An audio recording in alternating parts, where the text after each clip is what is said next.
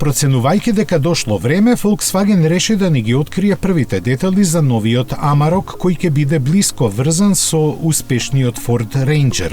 Затоа и должината му порасна на 5,35, а меѓуоскиното расстојание на 3,27 метри, што освен повеќе простор во кабината му дава и подобри својства во совладувањето стрмни терени. Овој пикап, кој е конципиран во Германија и Австралија, а ќе се произведува во Јужна Африка, ќе биде достапен со еден бензински и 4 дизел агрегати со 4 и 6 цилиндри и зафатнина од 2 и 3 литри.